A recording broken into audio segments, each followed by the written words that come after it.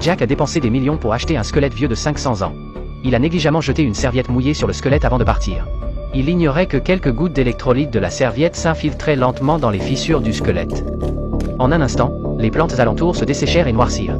Quand Jack vit cela, il fut choqué et retira rapidement la serviette. Mais alors un spectacle encore plus terrifiant apparut.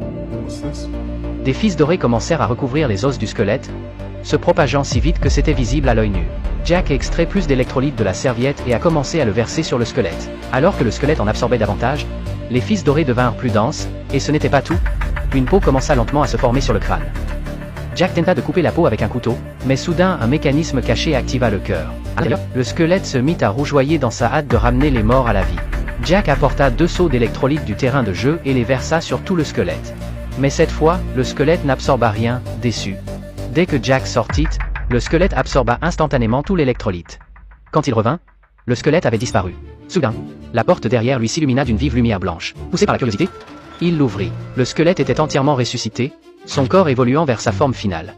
Jack tenta de lui parler, la voix empreinte d'excitation, mais elle resta complètement indifférente. Alors que Jack tentait de s'approcher, un bruit étrange résonna derrière la porte. Craignant d'être découvert, il n'eut d'autre choix que de sortir enquêter. À cet instant, 2 personnes apparurent à l'autre entrée.